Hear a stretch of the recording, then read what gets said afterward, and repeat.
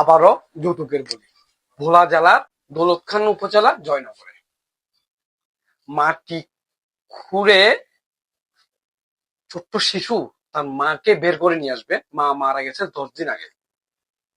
নরপশু, জামাই, শাশুড়ি, তার ননদ যৌতুকের জন্য এই ছোট্ট শিশুর মাটাকে গলা টিপে হত্যা করছে।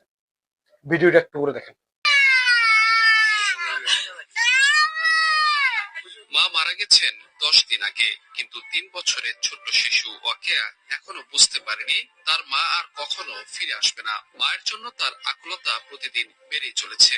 এক নজর মাকে দেখার আশায় সে বারবার ছুটে যাচ্ছে কবরের কাছে। ছোট্ট হাত দিয়ে কবরের মাটি খুঁড়ে মাকে ফিরিয়ে আনার চেষ্টা করছে। হৃদয় বিদারক এই ঘটনাটি ঘটেছে ভোলার দৌলতখান উপজেলার দক্ষিণ জয়নগর ইউনিয়নের 9 নম্বর ওয়ার্ডে। পারিবারিক কবরস্থানে মায়ের কবরের পাশে দাঁড়িয়ে ওয়াকেয়ার অসহায় চাহনি আর মাটি খোঁড়ার দৃশ্য দেখে উপস্থিত মানুষের চোখেও পানি চলে আসে। স্বজনরা জানায়, ওয়াকেয়ার মা মৃত্যু মারা যাওয়ার পর দৌলতখানে তাদের পারিবারিক কবরস্থানে দাফন করা হয়, কিন্তু ছোট্ট শিশুটি এখনো বিশ্বাস করতে পারছে না যে তার মা আর পৃথিবীতে নেই। প্রতিদিন সে কবরের কাছে গিয়ে মাকে ডাকতে থাকে, কখনো কবরের মাটি সরিয়ে মাকে বের করে আনার চেষ্টা করে। আমাদের পরে কবর খসাইতে খসাইতে এই পর্যন্ত খসাইতে ভয় যাইতো না, খালি ওর আম্মুর কাছে যাইবো বলে। পরে আমরা বহুত বুঝানোর পরে তারপরে যাইতো, যাইলো চিকুর দিত। এন ছাড়া কিচ্ছু বোঝে না, মা ছাড়া কিচ্ছু বোঝে না। কেমনি কি করছে স্পষ্ট স্পষ্ট, একা থাকলে সব কইতে পারে, সব কইতে পারে।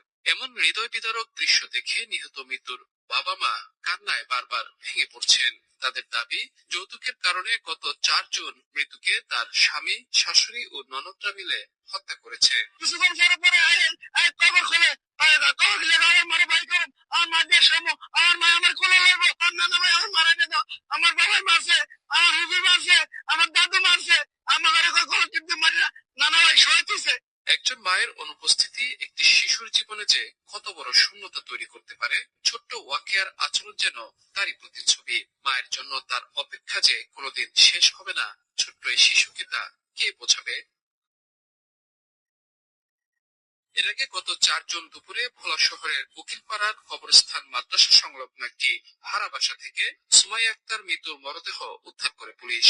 ওই ঘটনায় মৃত্যুর স্বামী ব্যবসায়ী মোহাম্মদ সোহাগ, শাশুড়ি কোহিনুর বেগম, ননদ লিজা ও মুক্তা সহ অজ্ঞাত আরো 4-5 জনকে আসামি করে একটি মামলা দায়ের করা হয়। এরপর থেকেই আসামিরা সবাই আত্মগোপনে রয়েছে। কি হবে ছোট্ট শিশু? ওয়াকেয়ার কি হবে?